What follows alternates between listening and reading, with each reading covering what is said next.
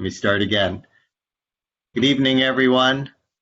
This is the regular June meeting of the Santa Monica Housing Commission. We're going to begin with item 1, the call to order, and I'll conduct a roll call. Commissioner Hamilton?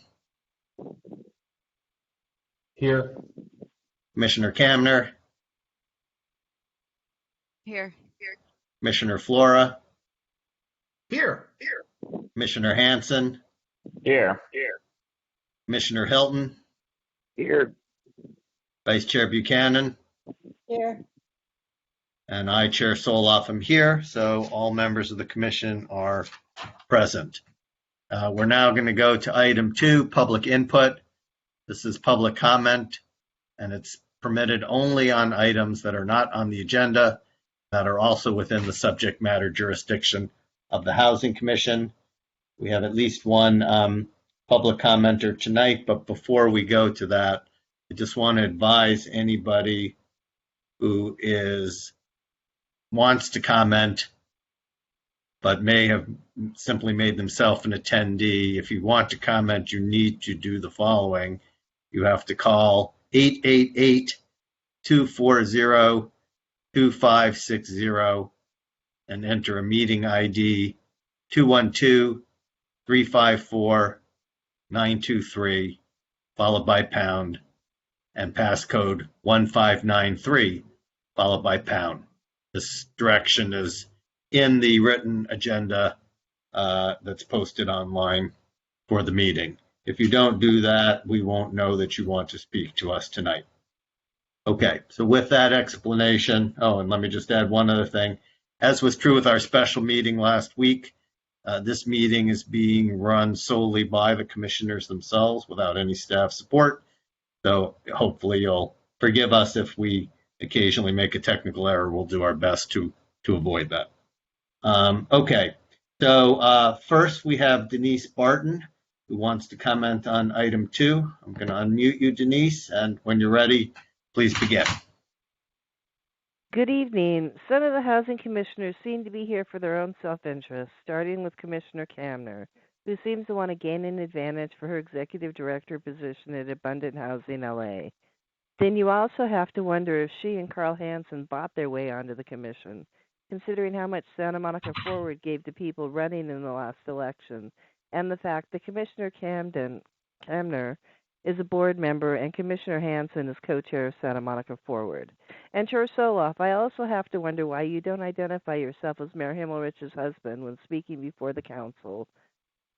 Or being co-chair of SMERD, doesn't the POD program only apply to residents and rent-controlled units, therefore helping keep SMER in power? Thank you.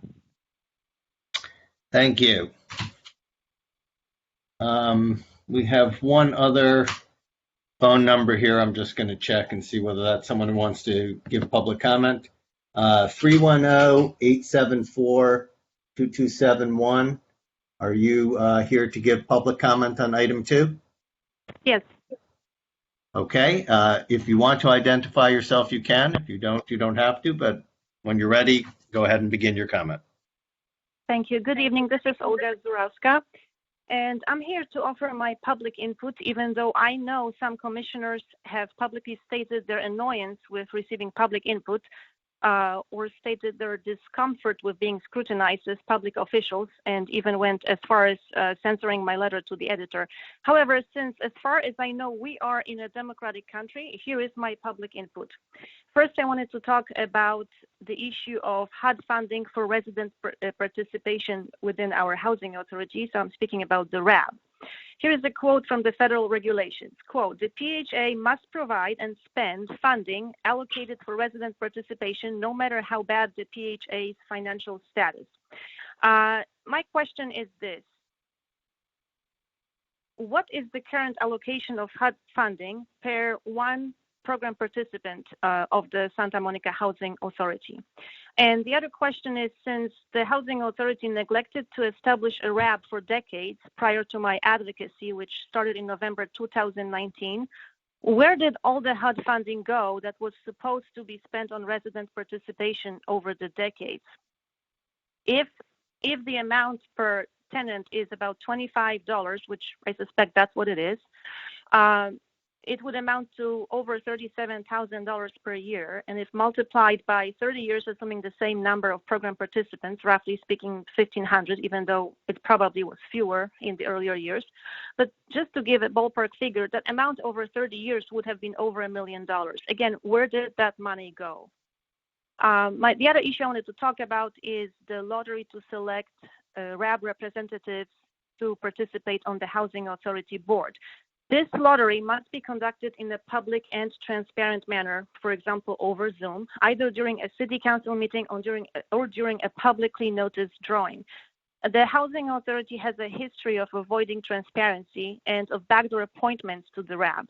In order to reestablish trust with the program participants, the upcoming drawing must be public and transparent.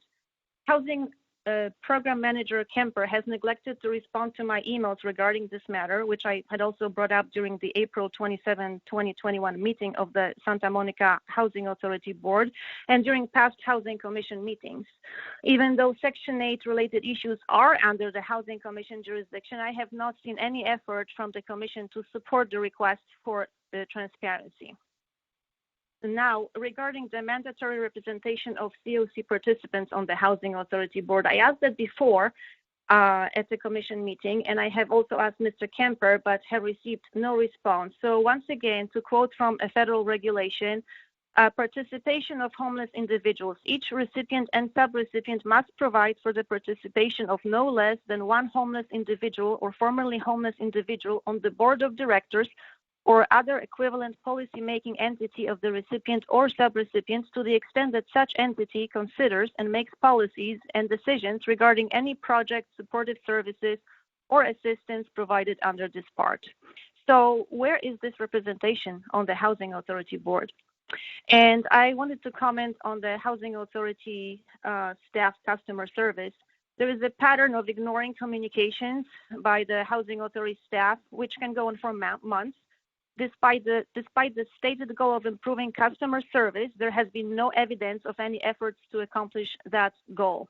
Now, regarding Commissioner Kamner, and who's also the Executive Director of Abundant Housing LA, I continue to object to Commissioner Kamner's participation on the Santa Monica Housing Commission on the grounds of her conflict of interest, political lobbyist activities, which she injects into the commission meetings, and a demonstrated lack of integrity. For example, written statements that Abundant Housing LA is not affiliated with the statewide lobbyist organization, California YIMBY, despite documentary evidence that Ms. Kamner's salary as Executive Director of Abundant Housing LA is, or at least was last year, funded by a grant from California YIMBY. California YIMBY is funded by big tech as well as the real estate industry. Just an update, an FPPC complaint was filed last week to seek clarification on the above issues and the issue of Commissioner Kamner's failure to disclose her employment and salary on the Form 700, which she submitted to the city twice.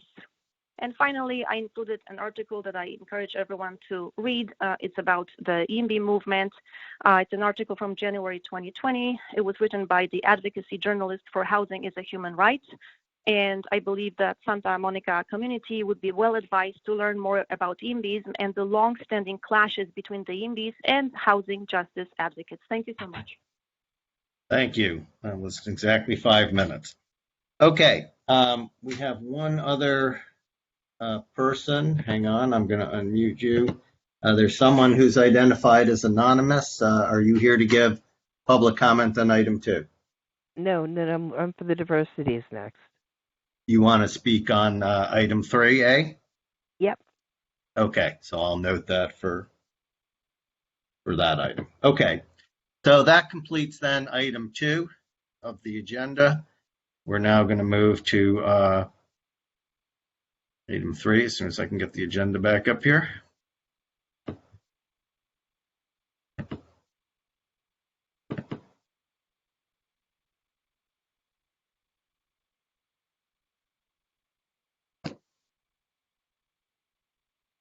Copy of that agenda. Sorry, hang on one second.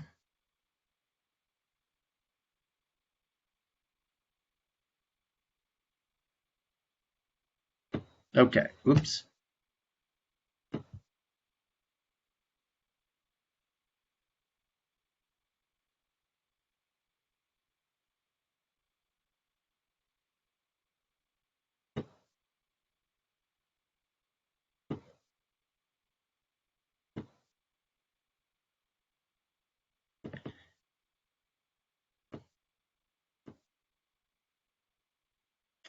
Okay, sorry about that. We're now on item 3, the discussion item, Diversity Subcommittee Report. This is a presentation by the Diversity Subcommittee regarding the lack of diversity on the Housing Commission, possible solutions, and the subcommittee's recommendations.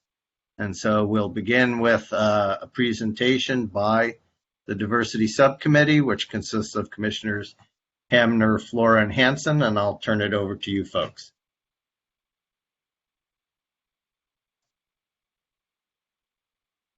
Awesome. Let's see. How do we share the presentation? Yeah, how do we share screen? I don't know Blue Jeans well enough. Leonora, do you know? No, that's a great question. I think I see it here. Let me see. God, I hate Blue Jeans. Do you And want I'll me just- to, should I put it up, the presentation? Yeah, well, why don't you do that, Leonora? It should be on the right side of your control panel. It looks like the button looks like a photo. Oh, I see it. it's the photo icon, just like it is on a phone. Looks a little like mountains and a moon. Yeah, Yeah. I see it. Hold on. Let me Yeah, just okay. get it all. There it is.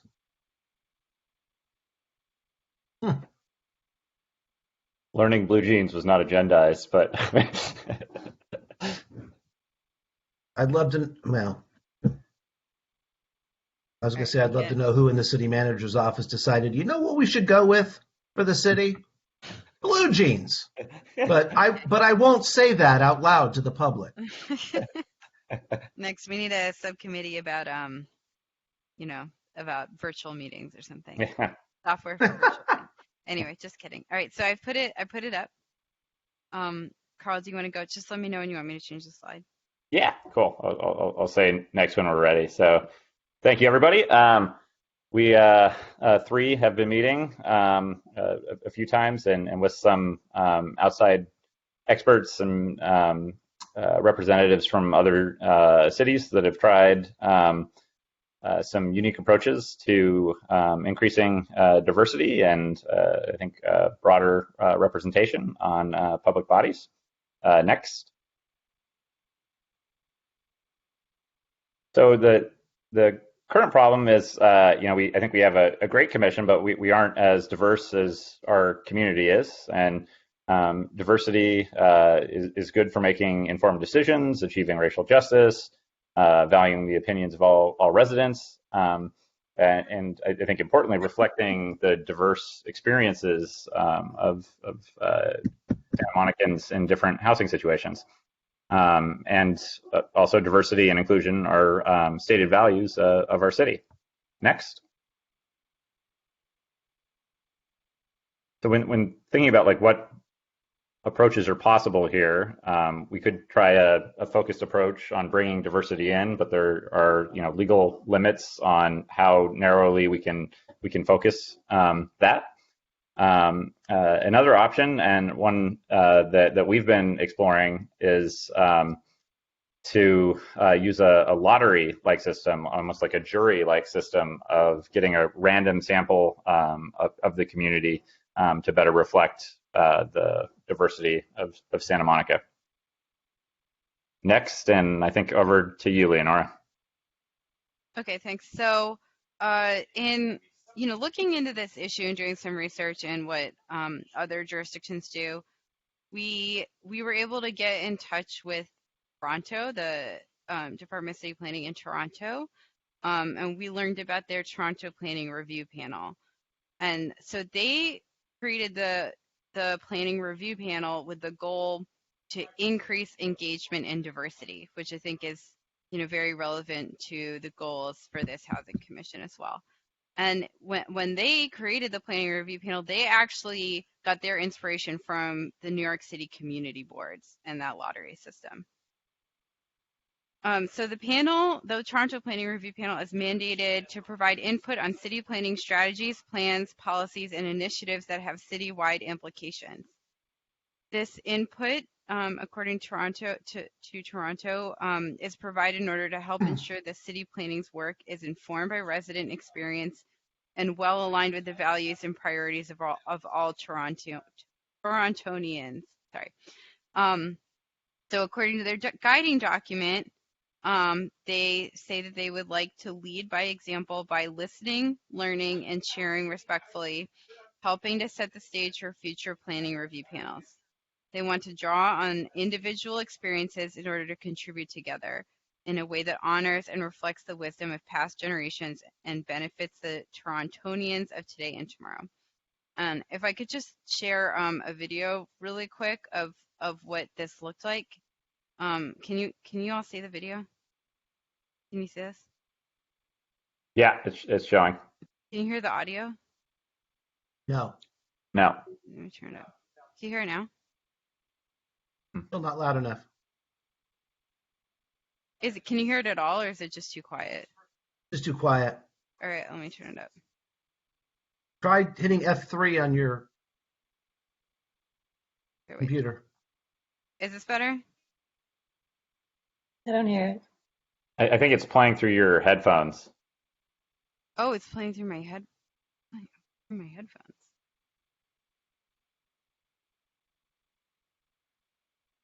All right, well, maybe I'll skip. I'll just put closed captions and then. No, just unplug your headphones and talk to us through your computer sound.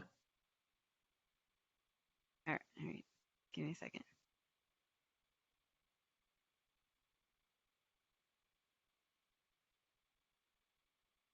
It's gonna take me forever to set up.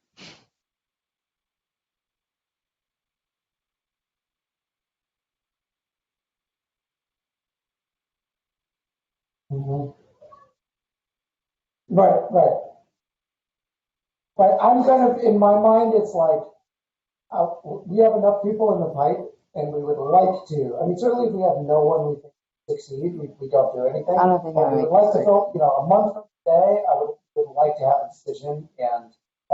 Okay, I'm not gonna make it work, but I'll just play it with like closed captions.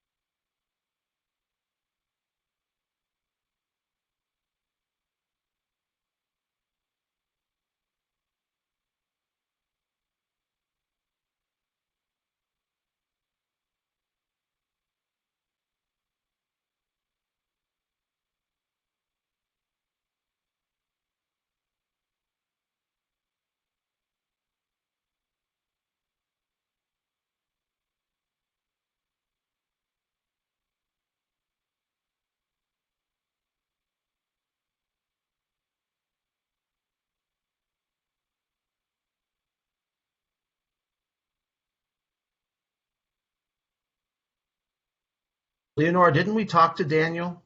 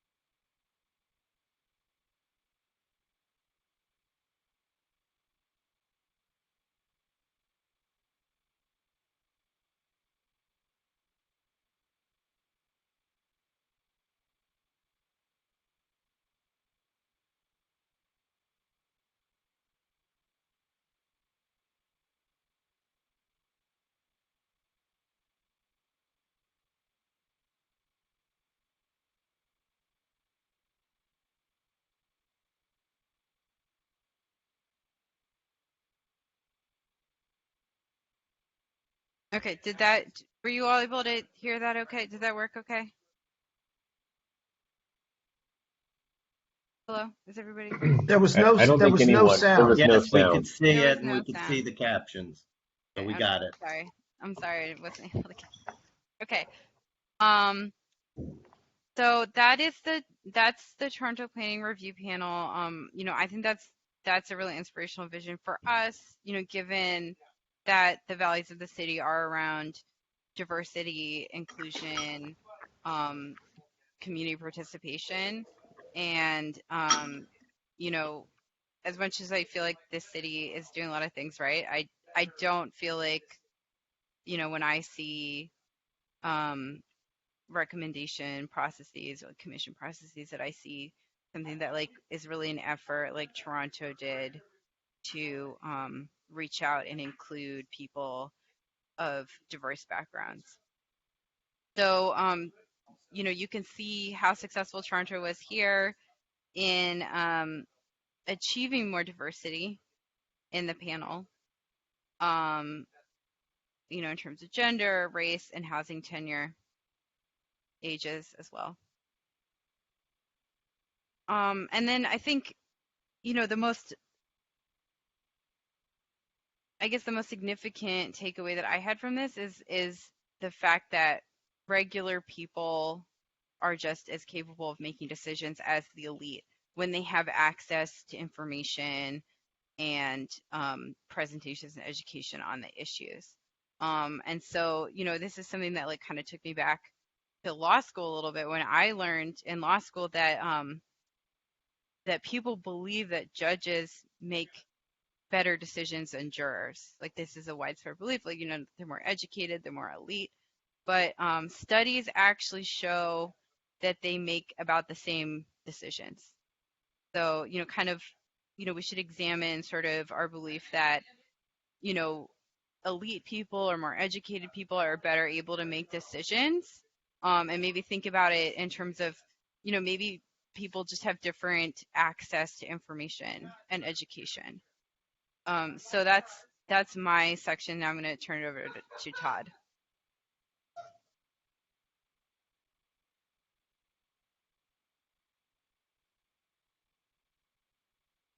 Okay, is it my section now? Yeah. Okay. Mm-hmm. So the insights we gained from studying this model were the obvious benefits of a diversity of backgrounds benefiting points that created informed and inclusive decisions. A lottery system of choosing people with lived experience rather than appointing people that are deemed so-called experts removes the sort of a self-interest inherent in our current process. And therefore, with lived experience can improve the quality of recommendation. It alleviates, so all the people yammering on and on about poor Leonora, it alleviates concern about appointees having a conflict of interest or political influence on appointees. And that it showed that lived experience can sometimes be much more important than expertise. For example, I'll just say right now, I've been a homeowner since 2004, okay? Sure, I had credibility on the rent board because I was a renter for rent in original rent control for 7 years. But I'm a homeowner now. I care about affordable housing, but wouldn't we rather have someone on the commission that is struggling in affordable housing or is a renter working to make ends meet be on the commission than some white guy homeowner like me? Education and presentations were impactful in participant decision making. So what that's referring to, I think, is the fact that the people, they may not have been experts, but there are they can be they can bone up pretty quickly on the general issues that are facing a city like Santa Monica. Can we go to the next slide? So the process of how this would work would be the city sends a mailing. And we give some nice little graphics here. The city sends a mailing to all qualified or potentially qualified participants. The hands raised are people opting in, okay? The people are opting in to say, yeah, I would serve on a housing commission. Then they go to information sessions and are trained, once selected, are trained on just the basics, and you can see the instructor there, and taught kind of how they will be going about making decisions. And then you see the group working in dialogue over how we would plan housing matters. Next. There's a picture of one of the Toronto committees working. I think this okay. is not. I think this might be Oregon. Actually. Oh, is this the Oregon? Are these the Oregon folks? Yeah, because it wasn't all just Toronto. There was. Yeah, it wasn't just Toronto. There was an expert in Oregon we spoke with as well. That's it. Thank you, Leonora. Next. Okay, and so some additional recommendations. So it's only, about $1 per mailing with a pretty typical 3% response rate. Actually, 3% response rate would be great. So it's only, about 500 mailings. It's not a very expensive process. It would save the city council time and agenda space of debating appointees. It's targeted to impact demographics by zip code, rent burden, housing status, okay? It may cost more, but I think the city has I think the city has that kind of data. And the thing that hasn't been mentioned yet is the system that we're proposing doesn't at all affect Richard or Renee's appointments. This is about the other 5 seats on the Housing Commission. So it maintains our affordable housing and senior housing appointments. This is about the other 5 appointees to the 7-member Housing Commission. And in fact, it might even benefit lower income or rent burden residents because you may have an opportunity to add 2 or 3 income qualifying appointments through this lottery system. And the experts can come in the version of presenters and people that can inform staff that would save money and resources. So there's also a link to an example of a mailer we would use. And this was a mailer. I don't know if you can see it. Can we click on that? Okay. So this is a mailer that was used to entice folks, I believe, to... Can you make it bigger? Yeah, is there any way we can? So this is the group in Oregon, and this is that we spoke with, and this is an example of their explanatory mailer that invited people to respond to the letter and express their willingness or interest in participating. So I just want to close by saying that there may be other ways of diversifying the board. I want to commend my colleagues Carl and Leonora for really doing a lot of research on this system that has been used in other places like Oregon and Toronto. If there are other ways to diversify the board, I'm open to them. I mean, the lottery system isn't perfect per se, but I think the important thing is to first acknowledge the problem that we're an all-white board and that's not great, and that we should be having more people with lived experience and challenges of finding and maintaining their ability to keep affordable housing. So this is one really innovative way to do it, and I look forward to our discussion.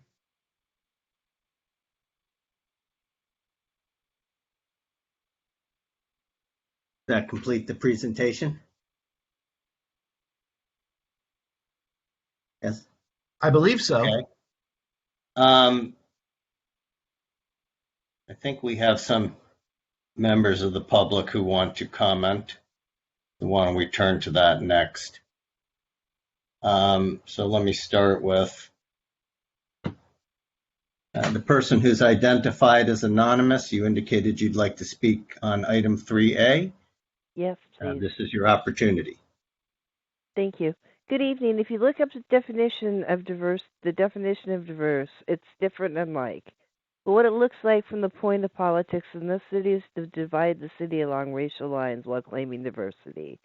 A perfect example would be the Right to Return program, where in the Fair Housing Rights and Obligation it clearly states prohibits discrimination because of race, color, national origin, religion, family status, and disability.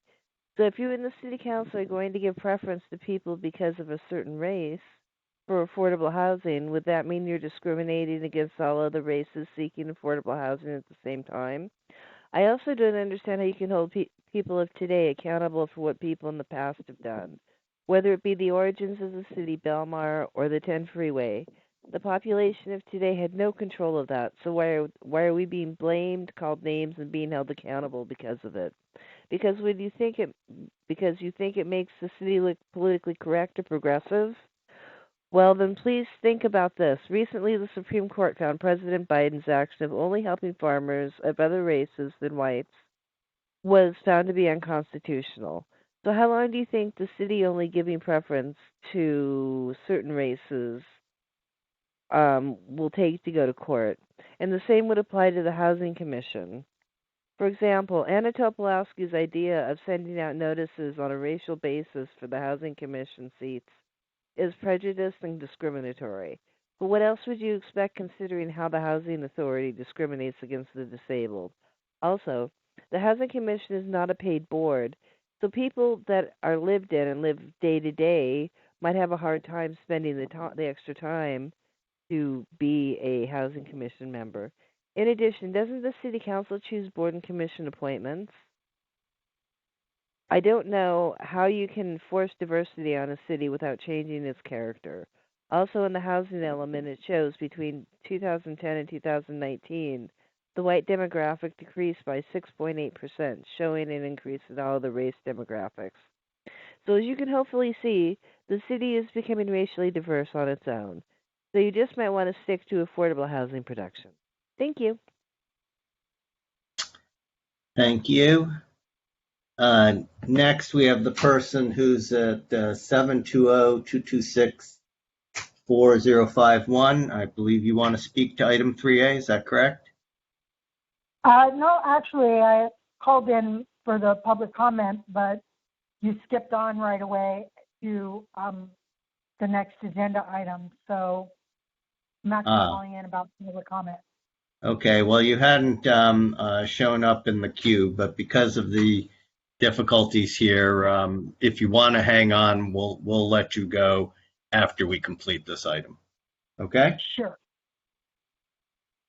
All right. Let me just check with the only other. No, I think that's the only phone numbers here. So let me just do one thing. Again, if there's anybody in the attendees who is trying to speak on this item, can't do it by being in the attendee. You have to call 888-240-2560. You have to enter meeting ID 212-354-923, followed by pound. And then you have to enter the passcode 1593, followed by pound. And that is on our publicly posted agenda on the first page where it explains oral public comment. Okay. So that's as far as I can see the public comment we have on this item. Are there commissioner questions of the presenters or comments that they would like to offer?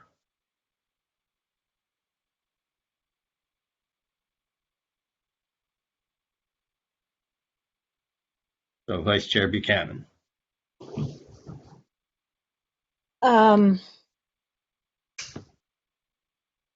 So I'm going to speak here from my experience at having advocated for the inclusion of people with lived experience at the national and city level with regard to homelessness, affordable housing. Done that for about 20 years, I guess. First, I think that it is not correct. How can I obviously can't speak for the city council, but I think that in terms of the housing commission, there is no, at least in my opinion, there has never been a situation where any member has questioned the importance of diversity, been against diversity. I know there was a discussion that we had long ago, and part of the issue that came up at that point was that, you know, we had a pool, there was a pool of people to choose from, the people who applied, applications that were online, which I suppose would be perhaps addressed by the lottery or a different system. What I have come to realize about any situation where lived experience is important is that, and this has been my mantra, the expertise, the education, the formal education that people receive when they study particular issues in school is no better than the education that people receive when they live situations, when they live the experiences that these people are studying about. And it's vice versa. Lived experience is no more important than what someone who has studied, you know, a situation has come to learn. Both are necessary to ensure that you have participation of that is representative of an entire community. I think that a housing commission that is solely made up of people with lived experience would not necessarily be the best thing, just as housing commission solely made up of people who have, you know, studied this issue or worked in this field would be a good idea. It needs to be a combination of both. There are people who have a tremendous amount of lived experience who have gone on to you know, formal education in the areas of affordable housing, homelessness, that kind of thing, and they now have degrees. It doesn't make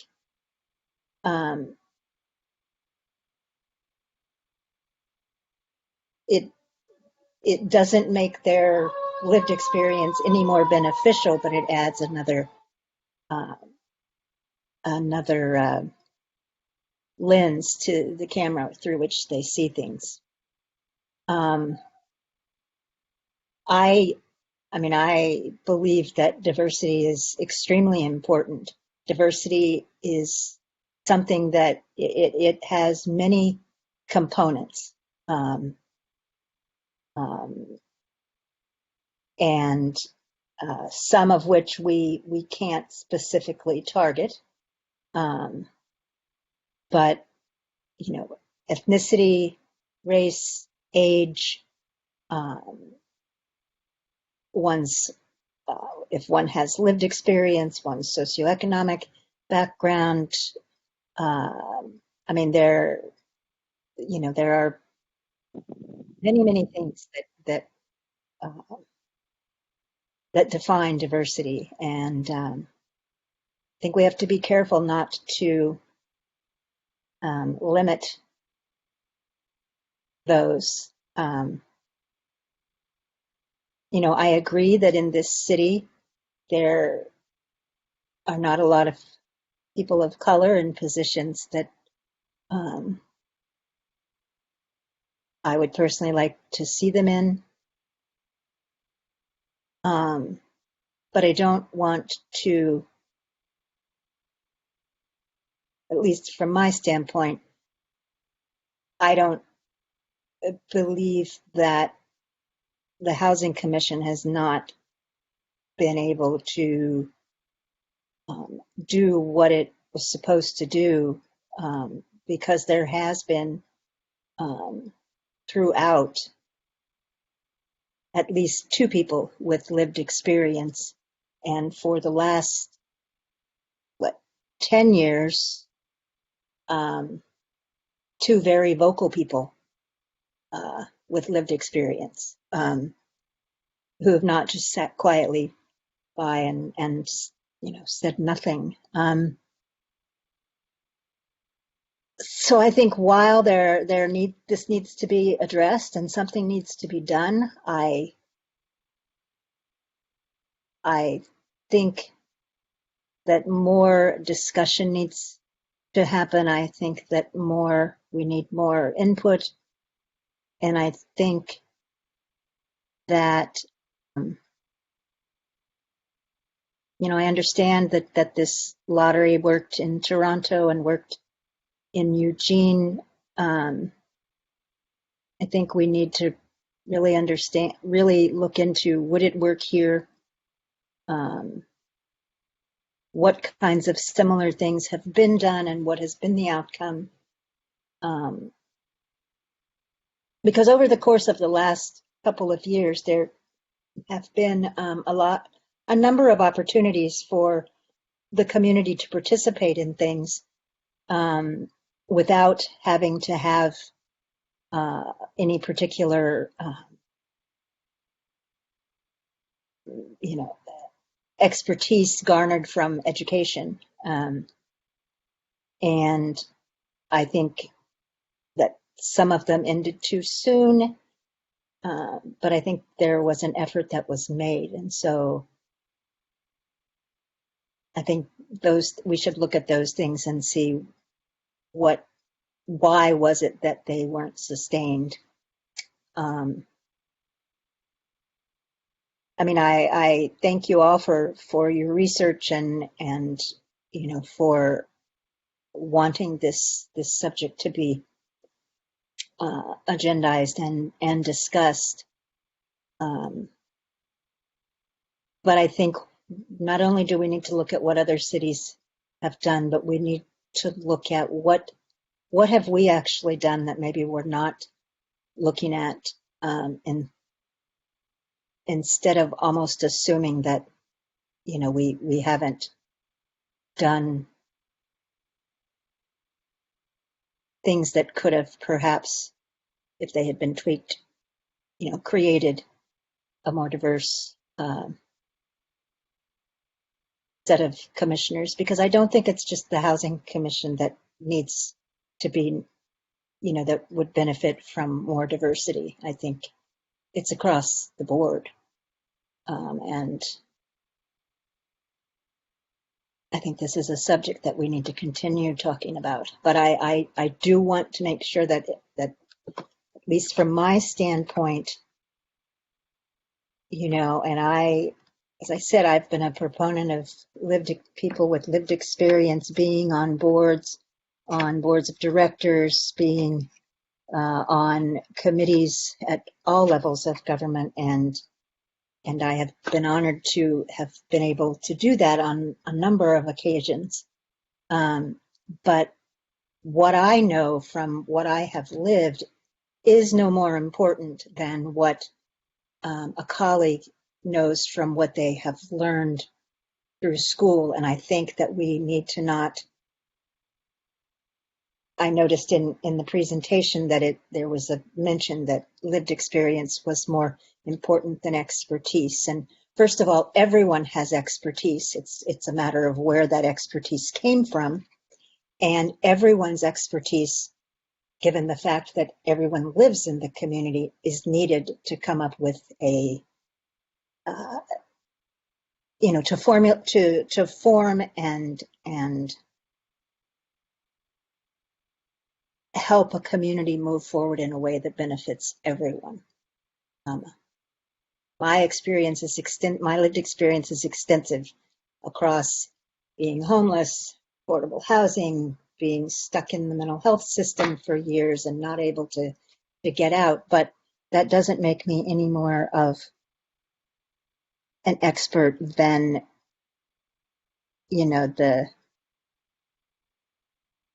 some of the people who've helped me along the way, who didn't have lived experience, but had what it took to empathize and to understand and be committed. So that's all I have to say.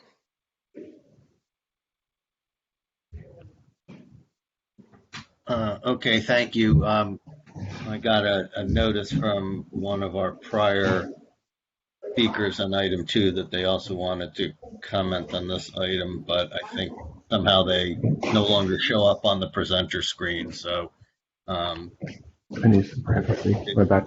if you use the dial-in instructions that are on the posted agenda, you should show up in the presenter screen and we'll let you comment. Commissioner Hamilton.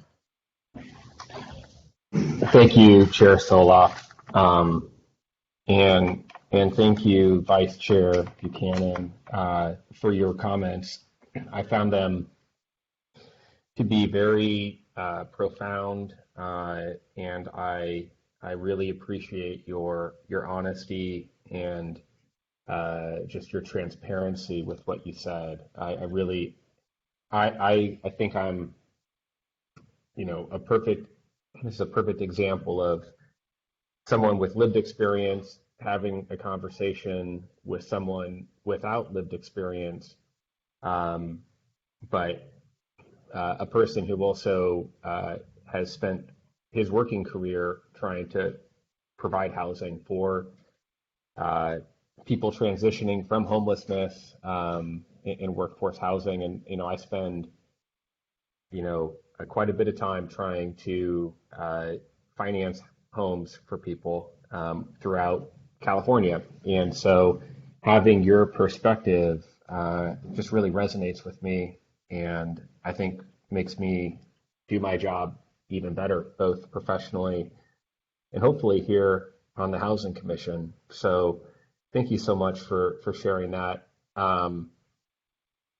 My comments are really more about the lottery system. I thought that Commissioner Kamner and Commissioner Flora, when both had very elegant solutions to the problem of diversity on this commission, when they first said that this was a problem. And I say that because I actually mean that. I actually think that,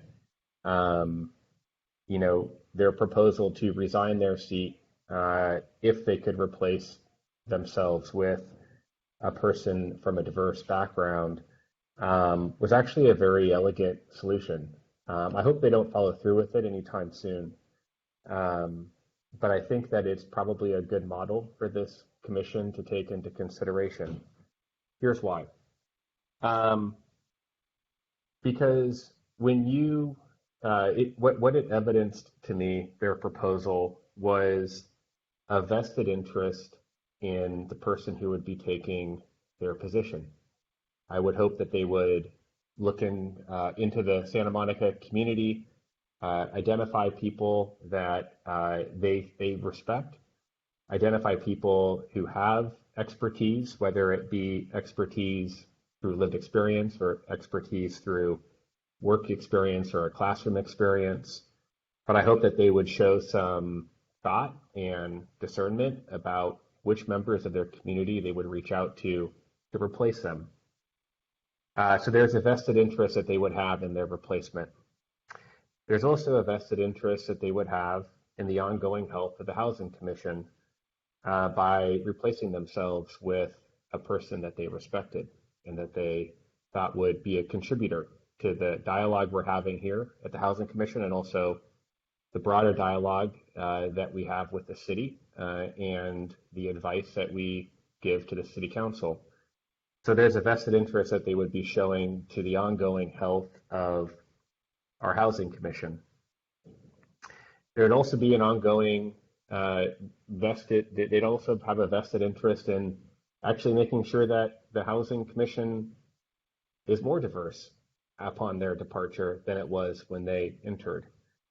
So they would be hopefully reaching out to people of color. And I think that's a really, honestly, a good model to follow.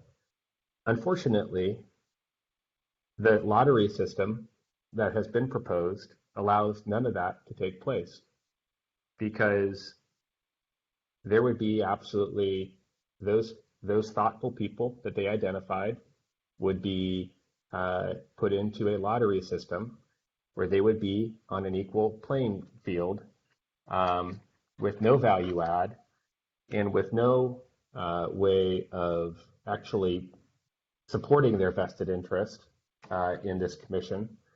Because in a lottery system, that individual that Commissioner Kamner or Commissioner Flora would choose would be on the same level playing field in a lottery system as, and I quote, the people who are yammering on and on about Leonora in Commissioner Flora's words.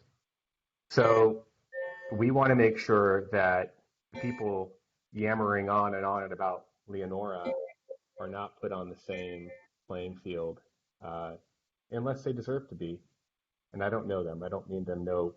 I'm not trying to show them disrespect. I'm just trying to use a real life example here. We don't want, we want to show respect to the people that want to be on this commission by allowing them to follow the process that we all followed. And as far as I can tell, there is no barrier to entry to joining the Housing Commission based on today's policy. It's simply filling out an application. And in my case, as I got voted down 4 times because other commissioners were in line before me. But really all it took for me was completing an application and having the patience to wait my turn. And there is not a barrier to entry to filling out an online application. And so I don't, first of all, see the current process as being overly prohibitive. And I have a real challenge with the lottery system for the reasons that I've explained earlier. It basically eviscerates any kind of vested interest that an individual in Santa Monica who cares about housing, who cares about homelessness, who actually wants to advance the idea of affordable housing, those individuals are that level of it, that interest and that sense of concern and care is irrelevant in a lottery system. So although I agree with the premise that our commission and other commissions need to continually focus on improving their diversity and improving the lived experience of the people on the commission, a lottery system, doesn't allow that to actually happen in practice. If we want to improve our commission by through lived experience of its members, and we've heard a lot about that from the presenters, the lottery system is actually the very worst way to go about doing that, because you have no way of actually ensuring that someone with lived experience, however it's defined, actually has a clear path forward, because they're anonymized and they're put into a big, they're just anonymized as a number in a big bingo basket where someone just reaches in and pulls out a number and reads off the name. So we don't want our commissioners to be anonymized. It may have worked for other panels and other see, efforts in other cities to diversify a citizen panel about something. I guess I would like our Housing Commission to play a little more of an effective role and to provide advice to the City Council where they understand that there's a mix of people. And I also just in closing, there needs to be some kind of check and balance to the city as well and to city staff and people who have experience in housing, people who understand budgets and understand how a home is financed and understand all the different aspects of housing, actually have that expertise. A commission with expertise, and there's, as we know, expertise does come in all different forms, but a housing commission has expertise can actually be a check and balance to the city staff.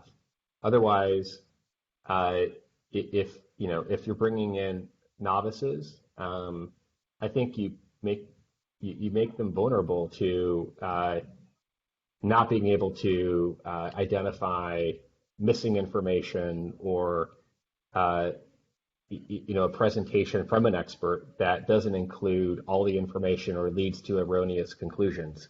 So I do think that there will always be a need for expertise. I guess I reject the idea that expertise is not needed or it's on, we're all on the same playing field. So I will end my comments there. I do like the direction that this subcommittee wanted to take. I do think diversity is important, but not through a lottery system. And so that'll conclude my comments.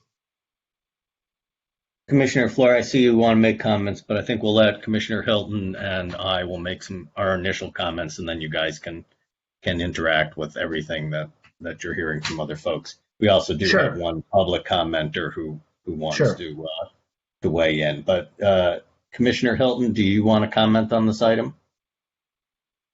Yes, I've attended meetings for 19 years, and acknowledging that the commission itself lacks ethnic diversity, my first question, my only question to the subcommittee, and thank you, Commissioners Camner, Flohr, and Hansen, has the absence of diversity representation failed to address any underserved or minority housing opportunity?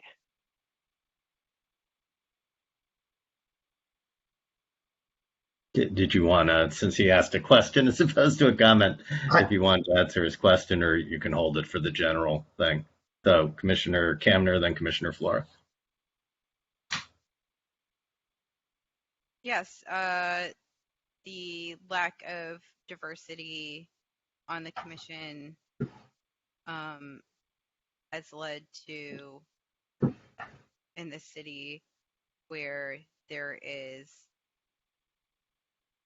displacement of lower income people of color in the city and worsening burdens on lower income people and people of color. So I think there's plenty of statistics about that, and it's in our fair housing assessment. Commissioner Flohr, did you want to say something? Yeah, I just want to say, so look, if you focus on performance, we're not getting anywhere. I'm a white male homeowner that cares a lot about lower income people of color. But I shouldn't be making decisions that affect them. A lower income person of color should be. So it's a rather defensive position to say, well, we're white, but have we done anything wrong? It's not the point. Okay. So now I guess it's time for me to give some comments, then we'll have the public person, and then you guys can interact with the comments you hear from everybody. So the first thing I want to say is I too want to thank the subcommittee. I think this is interesting, and to be perfectly honest, I think you've sort of illustrated to me one of the reasons why just picking random people would not be an appropriate thing for the Housing Commission, because it's only because of your going out and doing work that these concepts are even being presented to anyone in the city. This isn't something that was brought up by staff or by anybody else, and that has actually been the hallmark of this commission. I realize that the 3 members of the subcommittee probably attended about 10 meetings total of the Housing Commission, but the history of this commission where we've made any difference is where we've actually gone out, we've done the research, we've come up with programs and the like, and I think that's a valuable role in the city. Let me make a number of comments, but I think this may be interesting in solving a different kind of a problem. I think we're mixing a number of different problems. The first, I want to talk about diversity, and I think that Vice Chair Buchanan was right. I mean, if you look, you're correct that there is not ethnic diversity or racial diversity, whatever term you want to use, on this commission, but we do actually have a formerly homeless person. We do actually have a disabled person. We do have people who are receiving Section 8 and people who are living in affordable housing. We have people who are homeowners. We have renters. We have people who are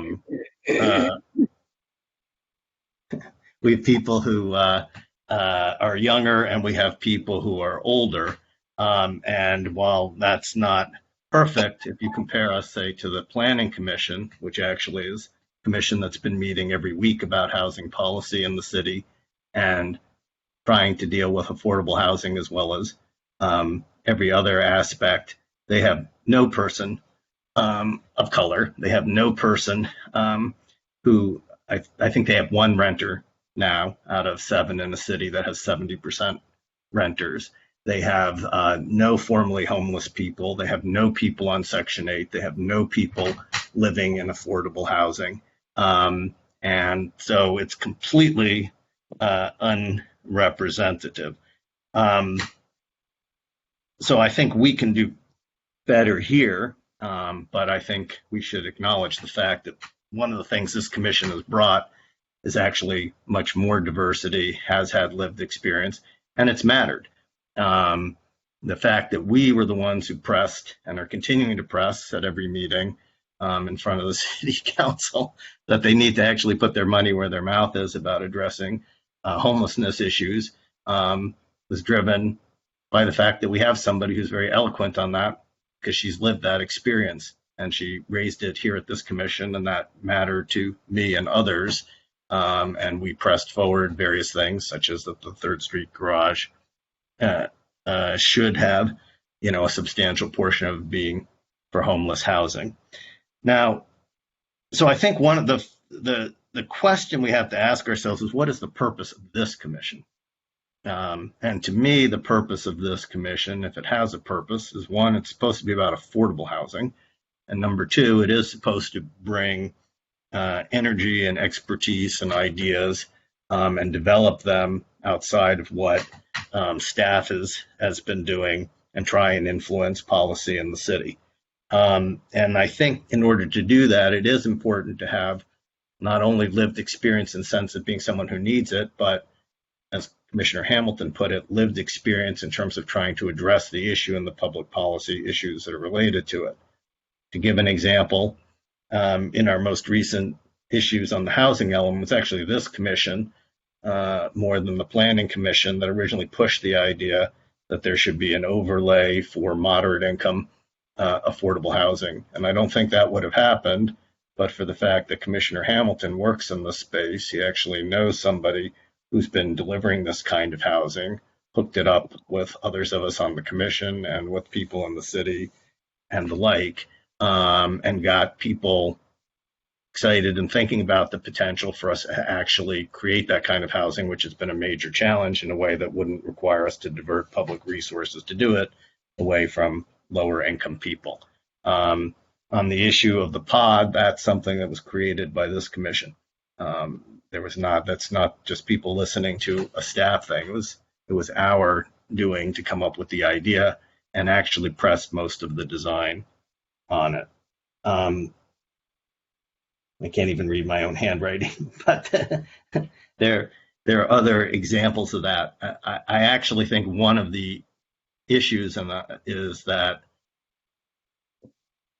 we've gotten away on this commission from the model of putting on people who either have lived experience or have actually worked in the area. Well, I'm a lawyer. I've actually was representing Section 8 people in their housing for many, many years before I went on this commission.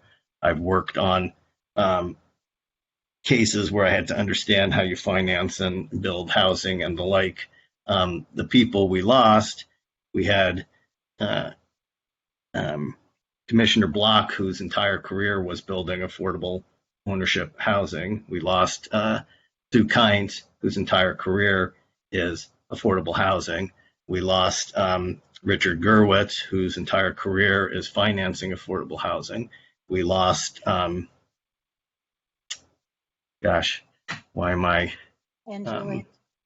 Well, Anjali was somebody that was on, not because she had particular expertise in this, but she did represent a demographic that was not on this commission. She was a young renter person, and that's really, at least from my perspective, one of the important things she brought to the commission. No, I'm thinking of the woman who was on CCSM's board for all those years. Why am I blanking on her name? You can probably help me. Joanne. Levitt. Joanne Levitt, right. And so we had a whole history of people who, while they didn't live the experience of needing the housing, they did live the experience of trying to solve the problem. And I think that this commission should, if it's going to have a purpose, get back to more of that. That being said, I actually think the idea, at least what I got, and maybe you guys can correct me, from Toronto and Eugene, was that these were not commissions that were designed to focus on one piece of the housing market the way that we really are, which is affordable housing. It looked like these were people who were basically talking about planning their city and all aspects of housing there. And I do think we have a problem in the city, including with this commission, but the Planning Commission and the others, of not having something that does reflect sort of the broad range of viewpoints of people who live in the city.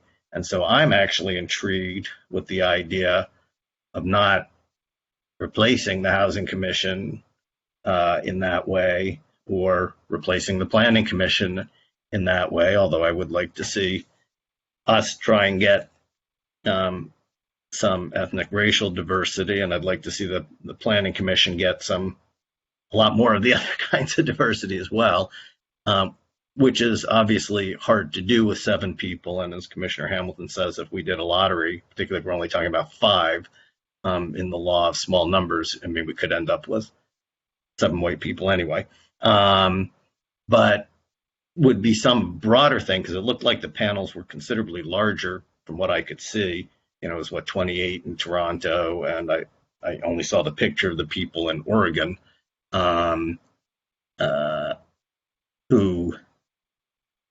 where you could have a broader cross section of the community to talk about various issues. So an example being, this whole question of R1 zoning and the like, which I do want to say, notwithstanding how it's portrayed by some people, is an issue that cuts across ethnic groups, which I'll only say based on witnessing the votes on these issues at the Los Angeles County Democratic Party, which is incredibly diverse, where there were very strong views in one particular direction, shared by virtually all the people. It's about 90-10, the votes on a number of bills, SB 9 and SB 10.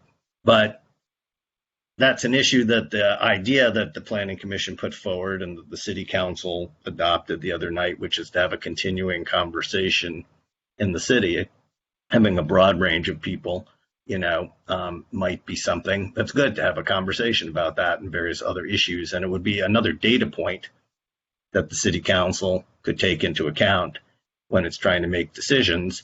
But I think that's a different thing that you're trying to achieve there, which is sort of how do you overcome the fact that most people in the city, in terms of civic engagement, are the way I was until about 7 years ago, which is no idea who's on the city council, no idea how the government really works here, not really sure what the issues are and the like. And that seems to me the kind of thing that something like this idea might actually be useful for if we could do it at a larger scale and the like. I'd want to think more about that and how you could do it, but that was sort of my reaction, is that it's an interesting idea. And it seemed from the material you sent us before that was more the kind of thing that these people were doing. Is like, I saw you had like a questionnaire or something that they voted on that had like 40 different housing related questions and sort of getting a sense of what people in the community thought about a whole variety of broad issues. And one of the challenges we always face is this thing that, we'll have these, opt-in polls and whatever, or, whoever calls in or the like, but that, tends to be those people who are engaged. And it's good that people who are engaged do that, but that might be a way of trying to get another data point for the city council of sort of what the broad range of people in the community are thinking about a variety of housing issues. So that was my reaction in thinking about this, obviously, for the first time on that. So stop there. Okay, so you've heard a lot from your fellow commissioners. So however you guys want to go, you're the panel. So I leave it to the three of you to decide how you want to go. You don't need me to call on you. You're all called on. You're the panel. Discuss or make whatever comments you'd like to make. Was there a public commenter? Oh, you're right. We should probably let's let the public commenter speak, and then you guys, because there may be something in there you want to respond to as well. Okay, thank you very much, Vice Chair Buchanan. Okay, so I think 310-874-2271. I believe you said you wanted to comment on item 3A. Is that correct? Correct. Okay, so it's up to you whether you want to identify yourself, but when you're ready, begin your comment on item 3A. Thanks. This is Olga Zuraska. The report seeks to bypass anti-discrimination laws by targeting certain races and or income levels to elicit participation on the Housing Commission, apparently in the name of diversity. Then supposedly there would be a lottery, and I wonder who would ensure the transparency of that lottery. I absolutely oppose the idea of targeting specific races or income levels. It's discriminatory. But I support the idea of mailing all Santa Monica households and inviting all adults to participate on all the city boards and commissions. Once again, when you attempt to use discriminatory methods to supposedly achieve diversity, you're still engaging in discrimination. It's wrong. The proposed process is undemocratic. I actually find the proposal outrageous. Thank you. Okay, thank you. Okay, so now the three panel members, in whatever order you guys want to call on yourselves, you're all recognized to, you've heard a lot, some things from the public and from your fellow commissioners, and some thoughts that you may want to share with us.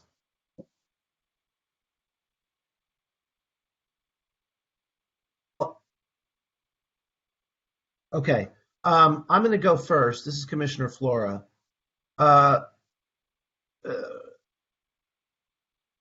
First of all, I've got a lot to say, but since Olga spoke, I just want to say, I want to remind Olga and the public that one of the reasons that this lottery system, and look, I'm not wedded to the lottery, and I'll get to that in a minute, but one of the things a lottery system allows us to do, you have to remember that Prop 209 is still the law of California, Olga, which means there can't be any favoritism for race. And when we had Prop 16 last year, it didn't pass, which would have returned preferences in race to state contracting, but it didn't pass. So a lottery system actually is a way around Prop 209 that would specifically not be targeting people for their race. It would just have a greater chance of creating a multiracial mix. So that's kind of where the lottery idea helps us work around state law. Okay, but here's what I want to say. Again, I'm not wedded to it having to be a lottery. This was a proposal based on some great research, and credit to Commissioner Hanson and particularly Commissioner Kamner that they did. Commissioner Kamner, who everyone's attacking, went out of her way to research a way that she could literally replace herself on this commission. And she found this Toronto model, this Oregon model, and we studied it and found it very compelling. And I wish you guys could have heard the sound on the video. But anyway, I want to speak to what Commissioner, and by the way, Mr. Chair,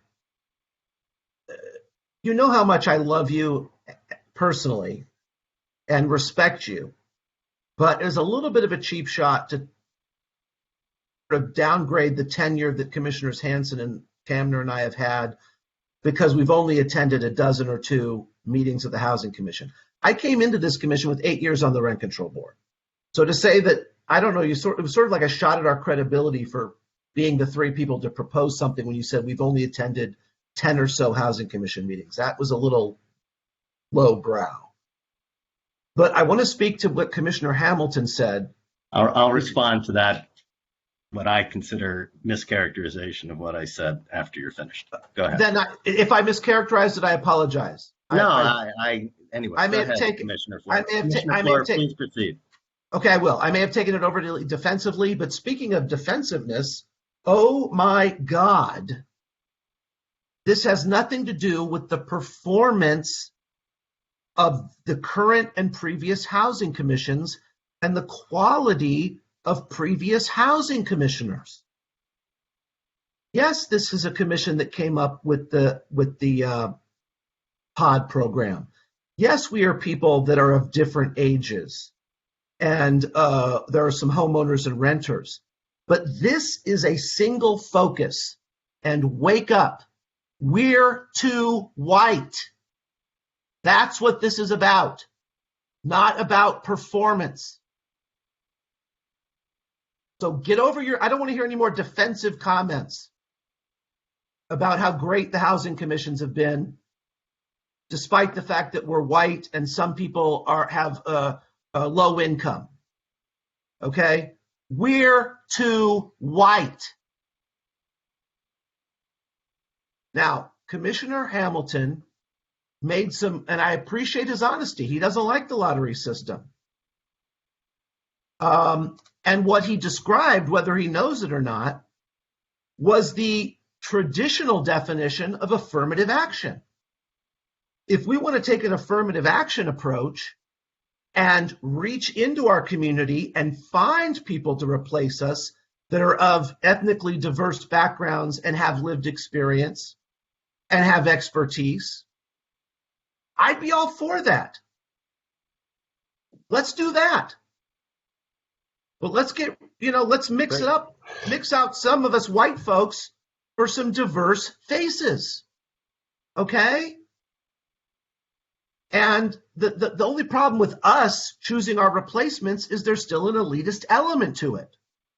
So Josh, I could go call 10 diverse people that I know in the city that don't look like me, but chances are they're all also politically connected. So how do we solve that problem?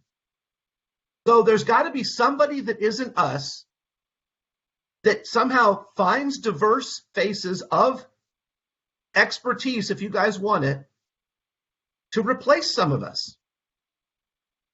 So I really hope to God, and you guys know I don't like long meetings, whether I'm fatigued or not. I really hope we're not here till 9 o'clock going on and on about how to do this. because I think this is just an opening meeting on this. We can explore ways to diversify, but we've got to diversify.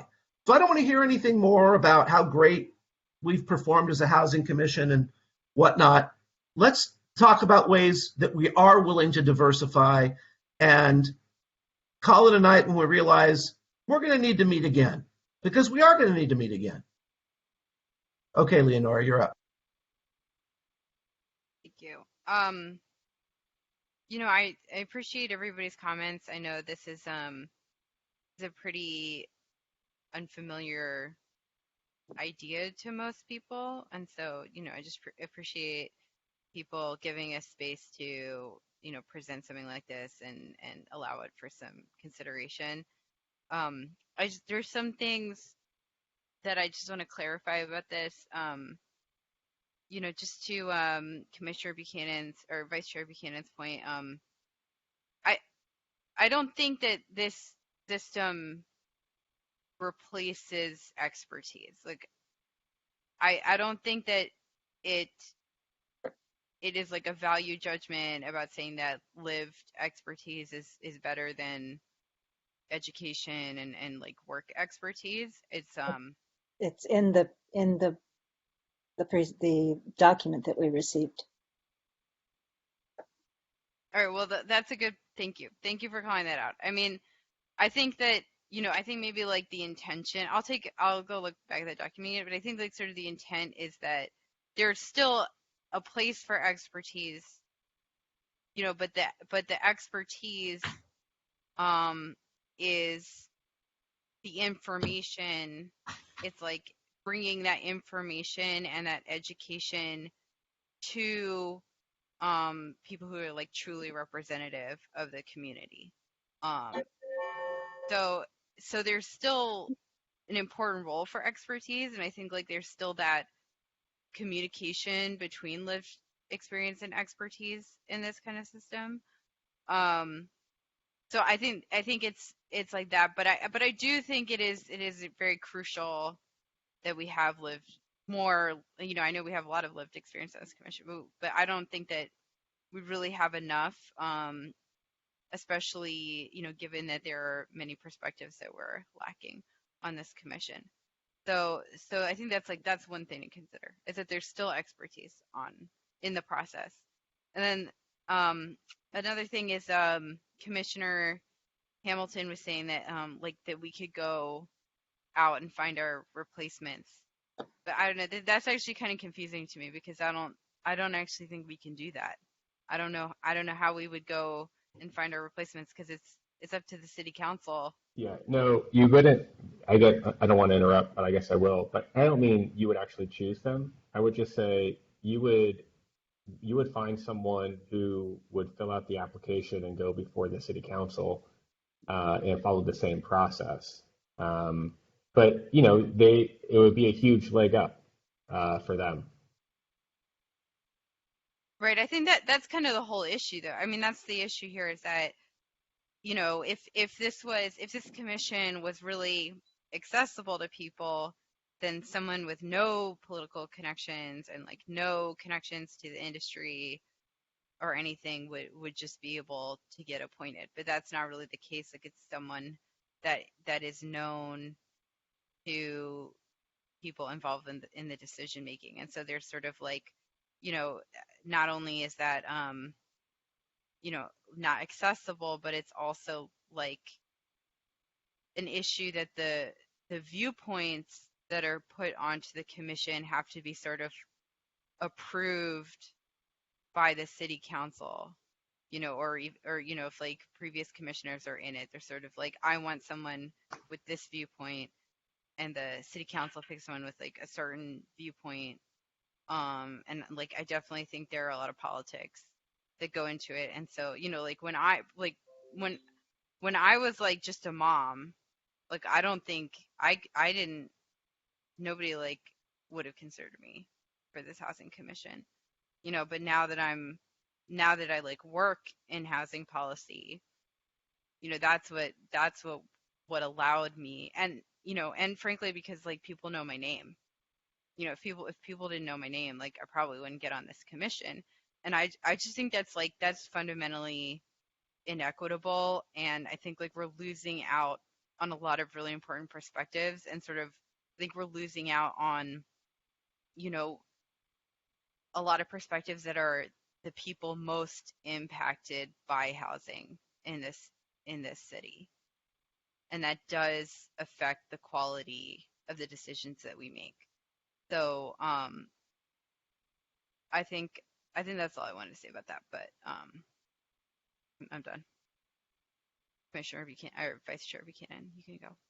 Oh, and did you want to say something first, Carl, or should we have Vice Chair Buchanan, and then I have some comments too? Yeah, if Vice Chair Buchanan, if you're responding directly to what was just said, please respond now, and I can hold till after. I guess it's a response to what both Commissioner Flora and Commissioner Kamner said.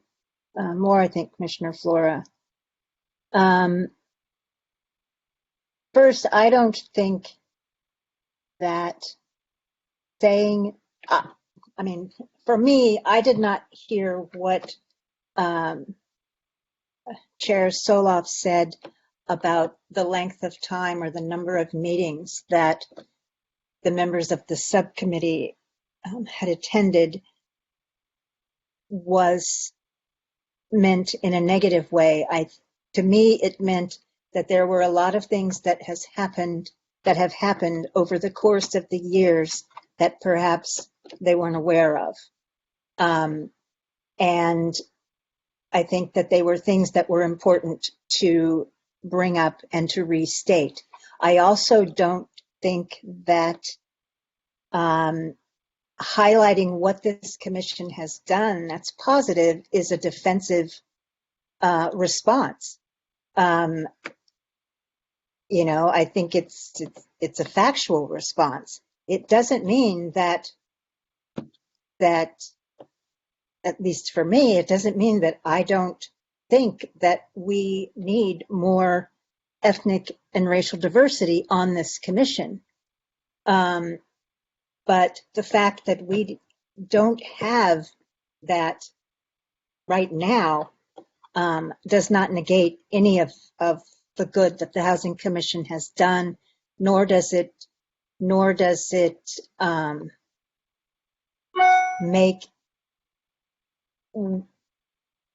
you say that what they've done would have been more effective if they'd had other people on the commission, because we don't know that. We only know what we have. And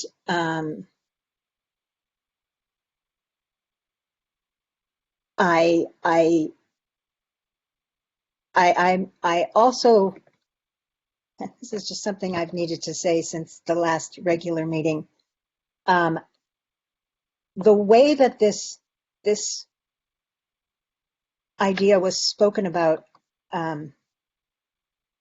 by Commissioner Flora at the last regular meeting at the end, the meeting at which we had decided not to talk about it, and then he made a comment at the end. I think the issue is not,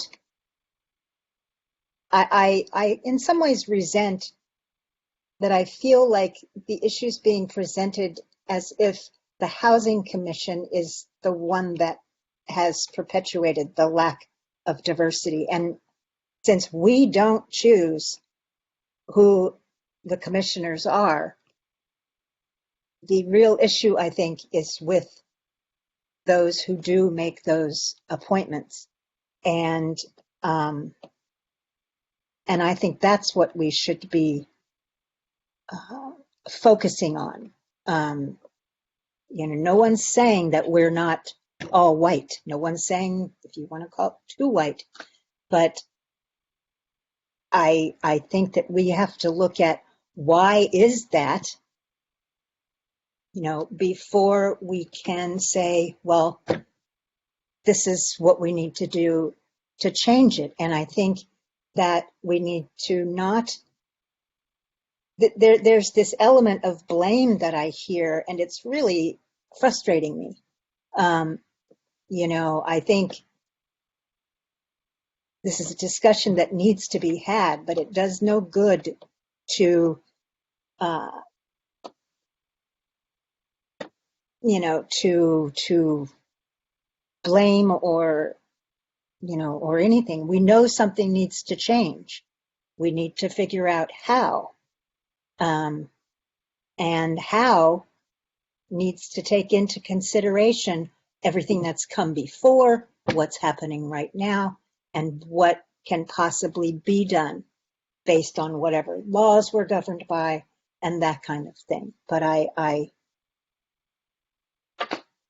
anyway, that's my thought, or those are my thoughts. So let me follow up with a few comments there, and I don't want to be perceived as piling on, but respectfully, Todd, and you know that I've known you a long time and I respect what you've done in the city too, but to tell the rest of us you don't want to hear other people's points of view is, in my opinion, pretty disrespectful. You're entitled to your point of view. That's not what I said. That's not what I said, Michael. You said, I don't want to hear about. I said, I don't need to hear anything more about performance. About the performance. Well, let me explain why that's saying you don't want to hear my point. The white fragility here is killing me.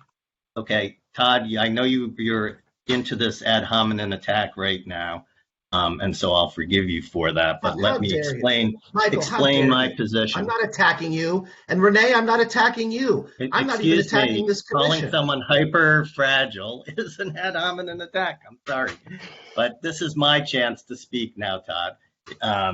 And so this is my point. Where we have a fundamental disagreement that's substantive, is you said that it doesn't matter, your perspective, what's been accomplished. And in my opinion, that's precisely what matters, is what is the purpose of this commission and what can it accomplish. Principal issue that you guys were talking about is whether there's a utility to having expertise on the commission or merely having people who've lived is good enough. My point is that the way, in my opinion, that things have actually been accomplished, which is what, in my opinion, is the only reason why I spend any time on this commission. I hope it's the only reason anybody does, and why we should have a commission going in the future, is does it actually add any value to the city? It's just a talking society or a soapbox or whatever, it's pointless. It's can we actually add to the policies in the city? And I believe that we have, and I explained to you that the way I thought we did that was by having people who both had lived experience, and people had lived experience in the sense of that was their careers and their jobs. They've actually tried to solve this problem. They're deeply into it. And we put in a lot of work on our own, independent of the staff, which is different than what goes on at the Rent Control Board, where you guys have staff that does a lot of work for you. That's not the position we're in, as you know, on this commission.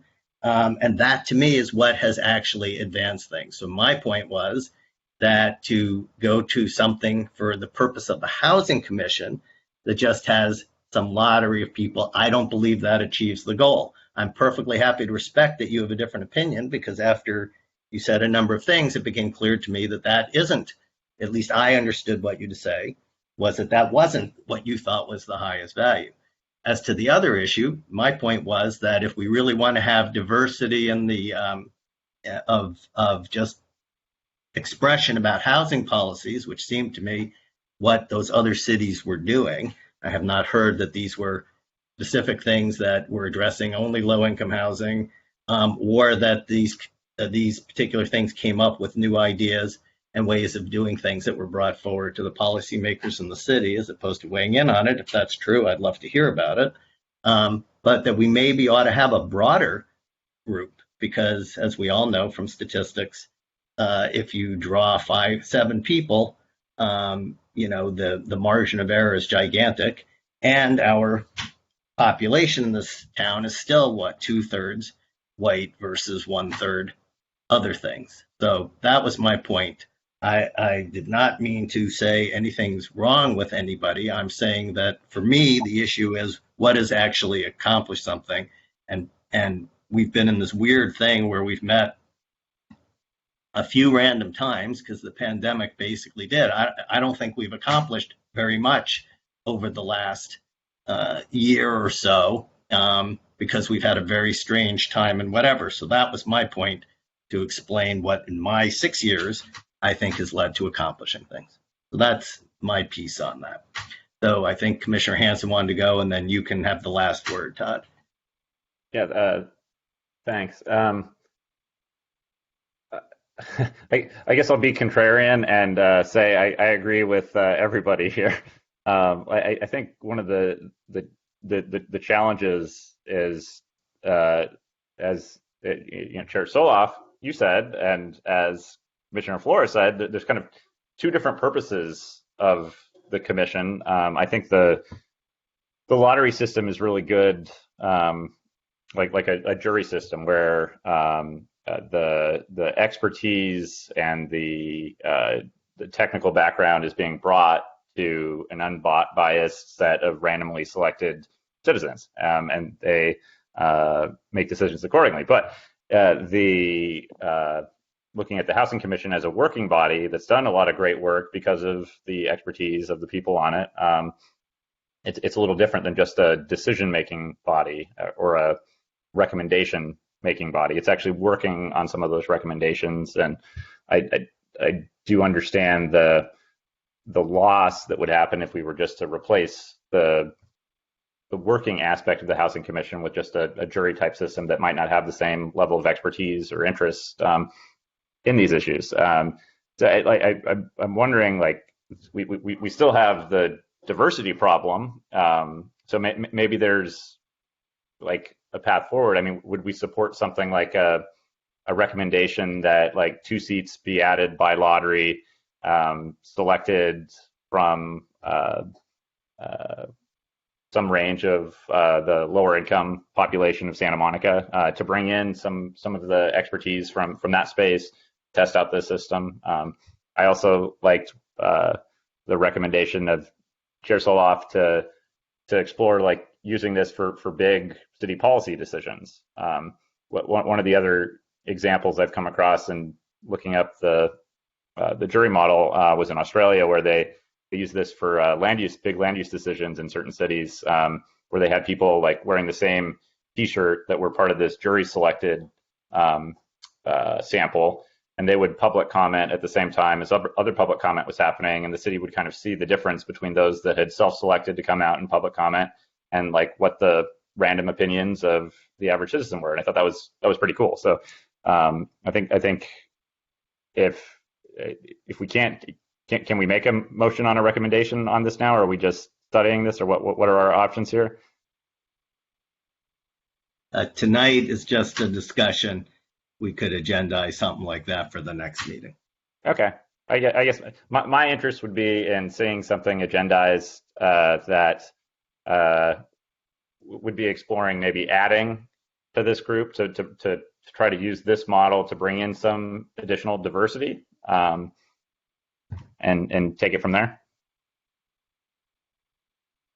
Commissioner Kamner. If we're just doing discussion, I just want to make, I just want to respond to some things that other commissioners said, if this is an okay time for that. But Is it just me or others finding Commissioner Kamner a little bit low in volume? A little bit. Yes. So I just wanted to say that, okay, great, that I am not, personally trying to say that I think there's anything specifically wrong with this commission or the people on this commission or previous actions of this commission. Like I don't think that's how I saw the intent of this recommendation. I honestly, I think like that this commission isn't perfect, and I know that, that's not necessarily the fault of this commission, like the way that it was set up. But I think, there's, when I say it's not perfect, I'm like, I think, of course, the biggest problem is the lack of racial diversity on it. But, there's an opportunity, I think, for us to do something that is leading on this issue, that could be a model to other commissions. It could be a model for the city, because of course the issue of the lack of diversity is definitely not specific to this commission. Like, it is a systemic issue. And I think it would be really exciting for this commission to really lead on this issue in a bold new way.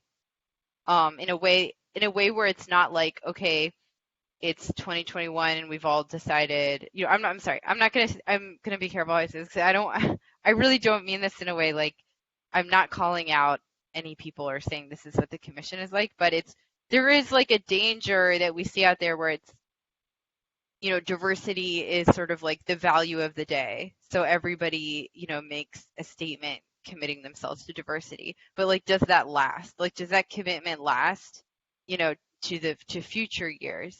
And I think there could be a danger, just like in general, where those kinds of values get lost. But if we could create a system that ensures like authentic diversity, where we're actually not even favoring any particular demographic or group, like it's just authentic diversity that comes because of like the system of outreach that we do, like that would last a very long time, even if like diversity is no longer the issue of the day. So, so I just wanted to kind of put that out there, but I appreciate everybody taking the time to have this discussion with us. Okay, would you like the last word, Todd? Well, let me lower the temperature a little bit, and let me lower my own temperature a little bit, and I apologize. Michael, I really do have so much affection for you. I'm sorry I misconstrued your earlier comments about our tenure. But I want to compliment Commissioner Buchanan, because Renee, I really think, I'm sorry you resent anything that I've said. I certainly didn't mean anything. I'm not trying to criticize our commission, but since the Housing Commission is the commission I sit on, that happens to be the commission of my focus. And so I'm concerned about our racial and ethnic diversity. I absolutely agree with you, though, and you raised a very good point. Why is our city council continuing to appoint a bunch of white people to everything? So yeah, the council may need to look in the mirror. Absolutely. And it's not just our commission. Absolutely. But when everybody reverts, so does everybody know what white fragility is? Look, when you revert, and by the way, let me compliment our chair. Michael, you have, and I've followed your years on the Housing Commission before I ever got here. And one of the things that I want to compliment you on is you brought not only an expertise to this commission, but you raised the level, you raised the performance level of this commission, you raised the professionalism of this commission, which had been previously a commission that largely was perceived, no one get defensive about this, but the public perception was that this commission kind of just followed staff. And Michael, you have challenged staff when it's appropriate. You have made staff work better. You have made staff see things. And you've made staff take things on that they wouldn't have otherwise ordinarily done. And so the performance of this commission is not in question. And when you get defensive about it, it's not productive. When I understand that other people may have been in your place that may not have done as well. But the only point that the Diversity Commission is bringing to this body is that we're too white. What we do about it is the discussion we have from here. It's not a discussion about performance, but performance is important. Do we want to make sure we're replaced by people who have expertise? If that's the case, great, let's do it. But all we're saying is we're too white. There's no indictment of past performance. Okay. I'm just have to respectfully agree to disagree with you. The point is, how do we do performance in the future? Your presentation said there's no point in having expertise that randomly selected people are going to accomplish at least as much as anybody else. I disagree with that premise. That's not being defensive. That's explaining what the point is in my mind of this commission and how we can make that happen in the future. Sure. Well, I'm not wedded to a lottery. Let's not debate this all night. I understand you have your perspective. You've heard my perspective. You keep attributing things to my perspective. I'm telling you where I'm coming from. It's not being defensive. It's about what I think the purpose of the commission is and how the past, what has worked in the past, predicts the future, and why I think proposal as it was shaped would undermine that. That's all. We can agree to disagree about that. And I think we are disagreeing about that, and we'll talk about this more at another meeting. But is there okay, Vice Chair Buchanan, you're getting the last word on this. I just think for me, it's important to say that disagreeing does not mean that I personally am feeling defensive. I'm not. I may perceive something a certain way, but if I disagree or something, I'm going to say it, and hopefully say it in a respectful manner. But getting defensive serves no purpose except to derail the conversation. So I'm not feeling defensive or upset or anything with anyone, and I did not feel attacked by you, Commissioner Flora, at all.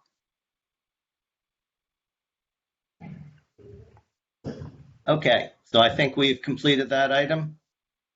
Okay, if it's short, Commissioner Kamner, please. Thank you. I just wanted to wrap it up. I just want to read from the report for a second, just because I think. Again, I'm having a little difficulty hearing you. I'm not quite sure why it's low. It's my mic, I think. That's better. When it gets closer to your mouth, I can hear you better. Okay, just what it doesn't, like, this report doesn't say that expertise doesn't matter. I just want to make sure that that's clear. It says that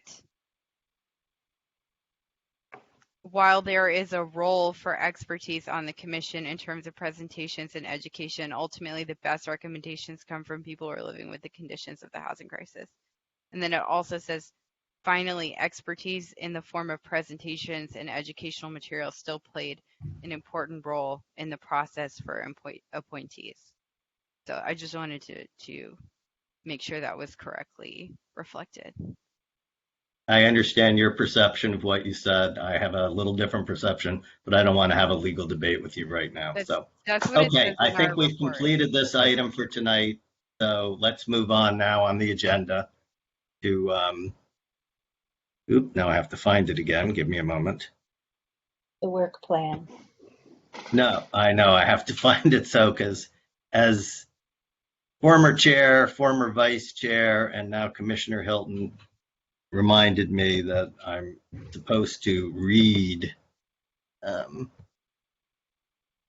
the exact wording of the item before we go to it. Just give me a moment.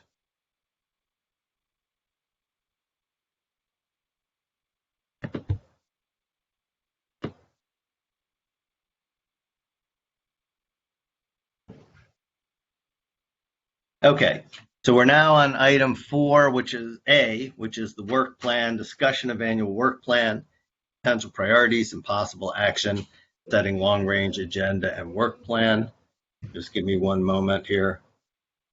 720-226-4051. Is this an item you wanted to comment on?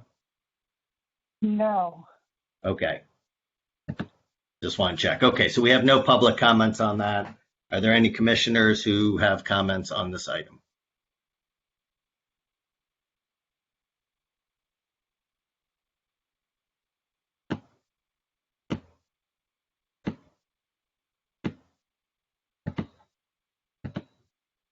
Okay, well, then that completes that item. So now we're on item 5, Chair Commissioner's Report, information on housing issues, recent or future city council actions, other city commissions, and issues affecting housing in the city of Santa Monica. Are there any commissioners who want to speak to this item? Commissioner Hilton, do you want to speak to this item? Yes, I have a report on the president's expansion of the Section 8 program, and I mentioned it at the last meeting. On June 7th, the commission was informed that Santa Monica has been the recipient of 104 emergency housing vouchers. The vouchers are for Santa Monicans at risk or recently homeless and individuals experiencing domestic violence or housing instability. And to give some background on this, in April, the White House proposed the first ever 15% increase to HUD funding, and around mid-May, approximately 700 housing authorities were recipients of approximately 70,000 vouchers. The vouchers include funding for security deposits and portability. There'll be a second round of President Biden's proposed budget increase, and it's expected to add another 200,000 vouchers, and they'll be assisting the same household demographics. So again, Santa Monica received 104, and my information comes from the National Association of Housing and Redevelopment Officials and the NAHRO. It's called NAHRO Monitor. This comes from the April 15th and May 31st issues. Okay, any other commissioners who want to speak to item 5? Okay, well, in probably record time, we're going to finish before 8 o'clock. So we saved an hour and 2 minutes, Commissioner Flora. And now we're on item 6, adjournment of the Housing Commission. Wasn't there one public comment who didn't get to? I think that person dropped off, but let me just double check.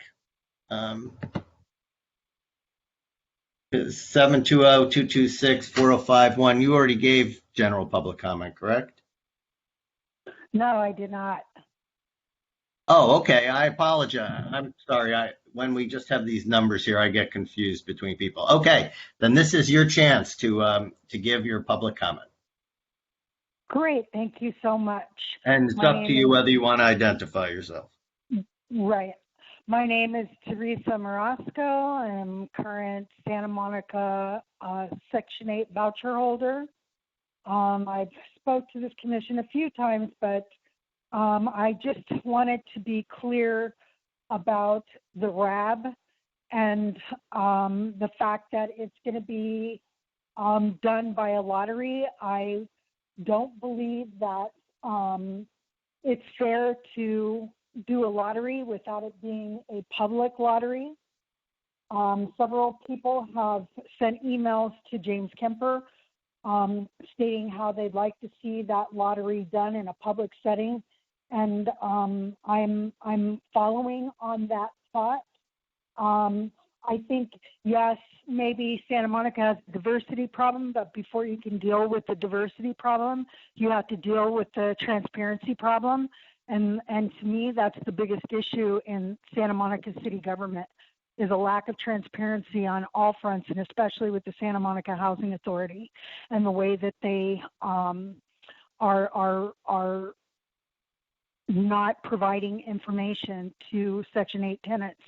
I think that the RAB should be an official type of RAB, separate from the Housing Commission, and should have their own, should have their own actual board with bylaws,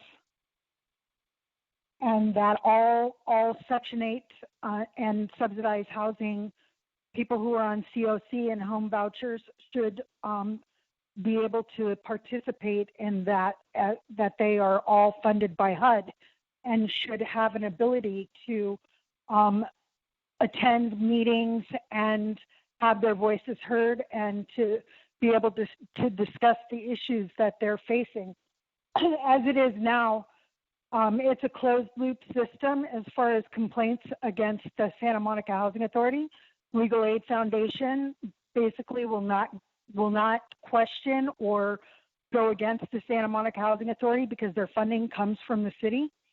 And it's a problem for people who are on Section 8 because they have no recourse. There's supposed to be a grievance process that is not really provided to any of the Section 8 voucher holders.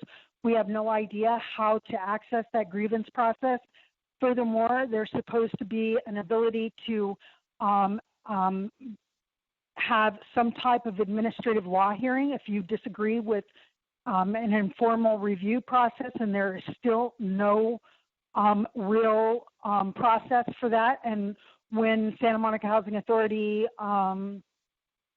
supervisors and managers are confronted with that question, they just avoid it and or just don't answer. And that's another huge issue. Their sole job is to serve people who are accessing HUD subsidies, and they ignore phone calls and emails. Oftentimes they don't even open the emails. So this is a really huge problem, and it's gotten to a point where, some of us want to organize and file a complaint directly with Marcia Fudge, the head of HUD. The problems are pervasive, and you're not meeting your fair housing responsibilities in Santa Monica if you cannot provide greater access to Santa Monica Housing Authority, and if there is no transparency, and if Section 8 tenants and which was just discussed, more vouchers are being put out to the different cities. So as Santa Monica's voucher holder tenancy increases, there needs to be an ability for us to communicate and to ask questions and to advocate for one another. That is all. Great, thank you, and thank you for sticking around to the end to provide your public comment. And hopefully at the next meeting, we'll get you in successfully if you have public comment at the beginning of the meeting. Okay, so with that then, we're on item 6, adjournment of the Housing Commission. Okay,